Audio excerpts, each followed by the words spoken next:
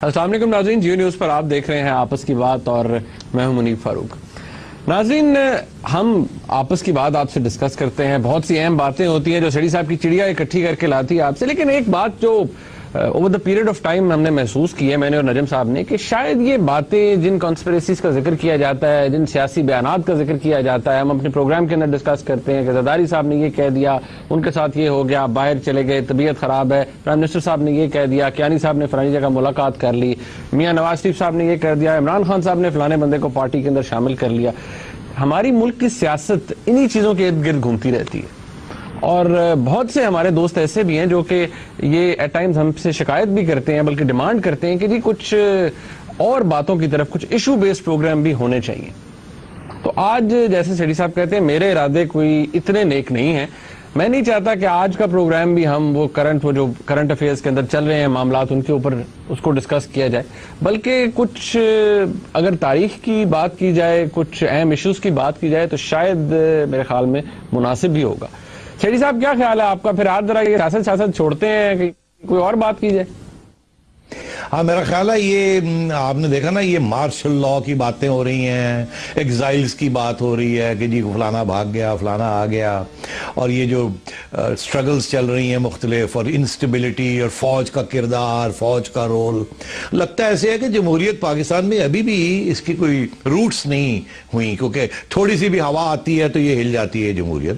تو ہمیں دیکھنا چاہیے منیب کہ یہ اوریجنز کیا ہیں، ہم اتنے کمزور کیوں ہیں، ہمارے جو جو ہمسائے ہیں انڈیا، وہاں کیوں جمہوریت اتنی برقرار ہے، مضبوط ہے، وہاں بھی غربت ہے، وہاں بھی مڈل کلاس ہے، وہاں بھی اور مسئلے ہیں، مگر ان کی جمہوریت ڈیریل نہیں ہوتی، اور وہاں اس قسم کی چیزیں نہیں ہوتی، وہاں فوج کی کوئی بات نہیں کرتا۔ یہاں ہر چھوٹی سی بات ہوتی ہے تو فوج کی بات شروع ہو جاتی ہے، مارشل لاء کی بات شروع ہو جاتی ہے۔ تو ہمیں دیکھنا چاہیے کہ اوریجنز کیا ہیں، کہ جب دونوں ارے سیڑھی صاحب، اگر پھر چلے، آپ نے بات بڑی یہاں سے امپورٹنٹ چھیڑ دی، تو اگر ہم اسی سے شروع کریں کہ 65 سال کے بعد، مطلب ہم ایک سٹیبل ڈیموکریسی کے نزدیک بھی نہیں ہیں، ہم ایک ویک ڈیموکریسی ہے، اور لوگ کہتے ہیں یہ ڈیموکریسی ہے بھی نہیں شاید۔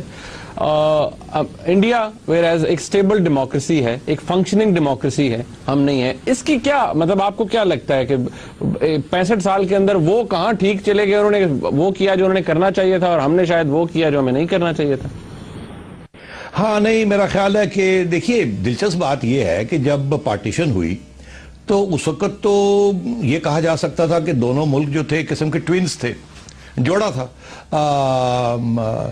وہاں بھی ایک کلونیل راج کی انہیریٹنس تھی، اور ایک اسی قسم کا لیگل سسٹم انہوں نے بھی انہیریٹ کیا تھا وراثت میں، اسی قسم کی judicial system, legal system, bureaucracy, colonial frame work, یہ ساری چیزیں جو تھی وہ ایک ہی تھی، انہوں نے بھی وہی وراثت میں ملی، ہمیں بھی وہی وراثت میں ملی، اسی قسم کی فوج کی ذہنیت، اور اسی قسم کے بیوروکریٹس، اور اسی قسم کے سیاستدان جنہوں نے جدوجہد کی تھی برطانیہ کے راج کے خلاف۔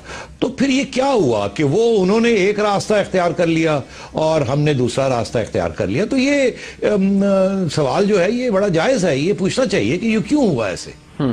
اچھا، تو پھر سیڑھی صاحب آپ کو کیا لگتا ہے، مطلب اگر ہم اسی وقت سے شروع کریں، اور جس طرح میں نے پہلے کہا کہ کیا آپ کو لگتا ہے کہ ہماری یہ جو آج ایک ویک ڈیموکریسی ہے، یا ہم بالکل نہیں فلرش کر سکی ہمارے ملک میں، ہمارے ملک کے سیاستدان بھی اس کی دہائی دیتے ہیں، اس کی وجہ کیا تھی؟ کوئی from the day of inception کچھ غلط ہم نے کیا اور کچھ انہوں نے صحیح کیا؟ نہیں، دیکھیے، چلے تو دونوں ہم جمہوریت کی طرف تھے نا۔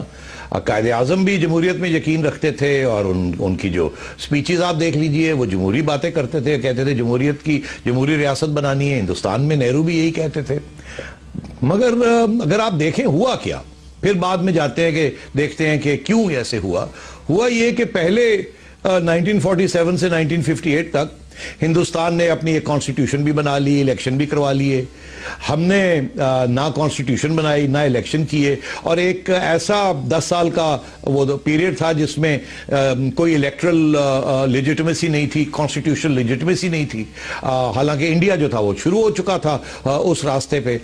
پہلی بات تو یہ۔ اس کے بعد انڈیا جو ہے وہ کہتے ہیں کہ اگر آج جمہوریت ہے تو کل کی جمہوریت کا اس کے اوپر بڑا وزن ہے، اور اس کے کل کی جمہوریت کا وزن پرسوں کی جمہوریت کا اس کے اوپر وزن ہے کہ اس لیے اس کی جمہوریت دن بدن سٹرانگ ہوتی گئی. ہمارا یہ ہے کہ پہلے دن سے ہی وہ کانسٹیٹیوشنل اور لیگل اور الیکٹرل ریفارم نہیں تھی, اور ہم 58 میں پھر مارشل لاء میں چلے گئے. 10 سال پھر ہم نے مارشل لاء گزارا, 10-12 سال, آدھا ملک بھی ہو گیا. تو بالکل برعکس الگ ایسے کر کے دو پاتس ہو گئے.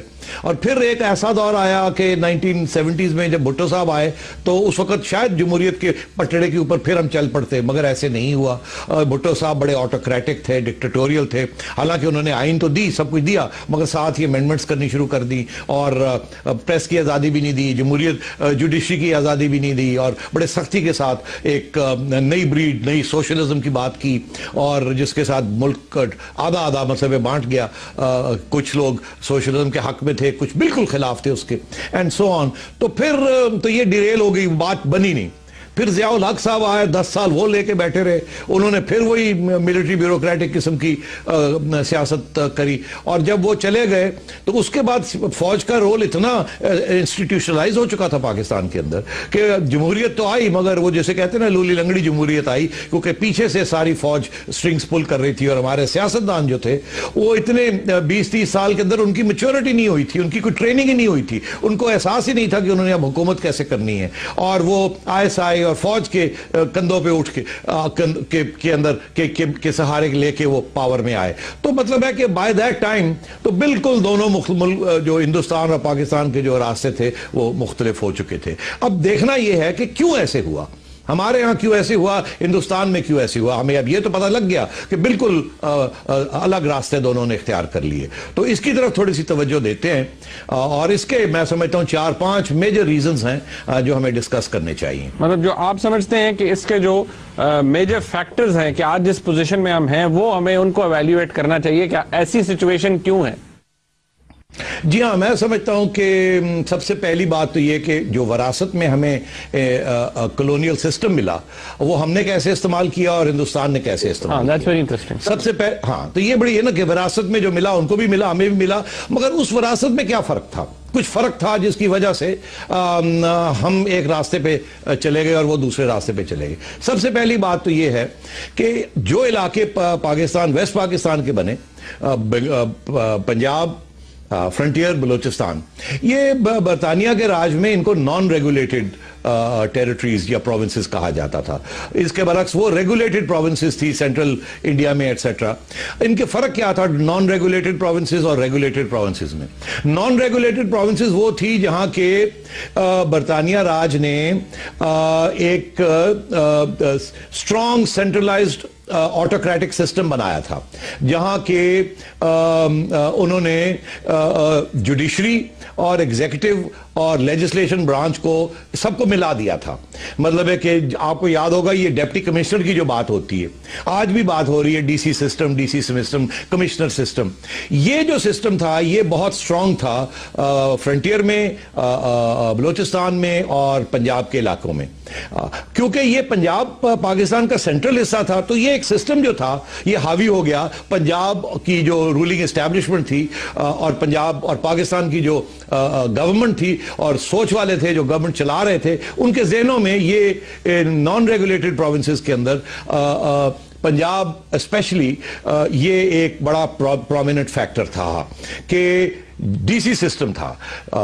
کوئی اس میں ڈی سینٹرلائزیشن نہیں تھی, کوئی جوڈیشل اتھارٹی الگ نہیں تھی, تو ڈیموکریسی والا سسٹم نہیں تھا. حالانکہ اس کے برعکس ہندوستان میں بہت سے علاقے ایسے تھے جن کو وہ ریگولیٹڈ پروونسز کہتے تھے, جہاں انہوں نے برطانیہ کے زمانے میں ہی, ان کے راج کے زمانے میں ہی انہوں نے وہاں ان کو ڈی سینٹرلائز کر دیا تھا اور یہ 3 برانچز آف گورنمنٹ کو الگ کر دیا تھا. وہاں ڈی سی سسٹم نہیں تھا. تو ایک تو یہ سب سے بڑی اہم بات تھی کہ وہ ڈی سی سسٹم جو تھا وہ جو کہتے ہیں نا پنجابی میں ساڑھے گٹیاں پہ گیا, کیونکہ یہ بھی ہمارے جی میں یہ چاہتا ہوں کہ یہاں پر ایک بریک لے لیتے ہیں. یہ بات بڑی انٹرسٹنگ ہے کہ ہمارے جوڑوں میں کیا چیز آگے بیٹھ رہی ہے. یہ بڑی بنیادی باتیں ہیں جو سیٹھی صاحب آج کر رہے ہیں کہ ہمارے ساتھ کیا ہوا, غلطی کہاں سے ہوئی ہم سے. تو ناظرین ایک بریک لے لیتے ہیں اسی پوائنٹ پہ, آگے گفتگو جاری رکھیں گے. ساتھ رہیے. ناظرین منزل تو شاید ایک ہی تھی, لیکن ترقی کی راہ میں ہم پیچھے کیوں اور بھارت ہم سے آگے کیوں؟ ایک بہت بڑی وجہ یہ بھی ہے کہ ہماری جمہوریت پنپ نہیں سکی, جس کی وجہ ब्रेक से पहले नजीम साहब बता रहे थे, शेडी साहब एक बात तो अब हम उन पे आ गए थे कि मेन कॉजेज क्या थे। एक बात तो खैर हमने अभी किया, हमने नॉन रेगुलेटेड प्रोविंसेस वाली, कॉलोनियल रूल वाली। अगली बात क्या है जी? विरासत में हमें 3 और फैक्टर्स थे। एक फैक्टर तो ये था कि ये जो इलाके थे पंजाब के और फ्रंटियर के, बरतानिया की जो राज की जो फौजें थी उनकी रिक्रूटमेंट इन इलाकों से हुई थी। बहुत सारी रिक्रूटमेंट जो थी, यहाँ फोकस था, मार्शल रेसेस इन्हें कहा जाता था। तो इसका ये मतलब था कि क्योंकि इन इलाकों से रिक्रूटमेंट होती थी तो ये इलाकों के जो वोट था वो उसकी बड़ी अहमियत बन जाती थी। वो कहते हैं कि 1919 के जो रिफॉर्म्स हुए थे उसके बाद मिलिट्री, ये पंजाब और ये जिन इलाकों से रिक्रूटमेंट होती थी, वो कहते हैं 35% यहाँ का जो वोट था वो इन इलाकों का था, और इन इलाकों की अहमियत इसलिए ज्यादा थी। इसीलिए यह कहा जाता है कि इन इलाकों के अंदर फौजी, सोल्जर एज हीरो, उसका एक फलसफा है। हालांकि बाकी हिंदुस्तान में कहीं भी सोल्जर को या सिपाही को सोल्जर एज हीरो की बात नहीं होती। पंजाब के अंदर ये मार्शल रेसेस के अंदर सोल्जर एज हीरो की बात होती है। उससे अहमियत मिलती है फौज को और फौज की कार्रवाई को और फौज की हैसियत को। और तीसरी चीज ये थी कि आपको याद होगा कि ये जो हमारा पंजाब का इरिगेशन सिस्टम है, ये पुराना इरिगेशन सिस्टम है, 150-200 साल पुराना इरिगेशन सिस्टम है। और ये इरिगेशन सिस्टम का भी एक बहुत बड़ा, इसका भी एक इन्फ्लुएंस था, ये भी विरासत में हमें मिला था। इसका ये था कि ये इरिगेशन सिस्टम को कंट्रोल करने के लिए एक सेंट्रलाइज्ड ब्यूरोक्रेसी की जरूरत थी, और ये हिस्टोरिकली हमेशा सेंट्रलाइज्ड ब्यूरोक्रेसी की जरूरत थी। और इसीलिए क्योंकि पानी की रेगुलेशन थी, कैनाल कॉलोनीज थी, इन सब की सेटलमेंट्स थी, सब का तो एक ब्यूरोक्रेसी बन गई थी पंजाब में। अच्छा, हिंदुस्तान में भी पंजाब में ऐसे हुआ, हमारे पंजाब में भी ऐसे हुआ। फर्क यह था कि हिंदुस्तान का जो पंजाब था वो एक छोटा सा हिस्सा था हिंदुस्तान का, बहुत से बड़े हिंदुस्तान का। हमारा पंजाब जो था एक बहुत बड़ा हिस्सा था एक छोटे से पाकिस्तान का। तो उसकी जो वजन था वो बहुत अनइवन था। इसलिए पंजाब की जो ब्यूरोक्रेसी थी वो उसको और भी अहमियत मिली, क्योंकि वो जो कैनाल कॉलोनीज थी और कैनाल सिस्टम था उसको मेंटेनेंस करनी थी, और ये एक विरासत में हमें ये भी मिला।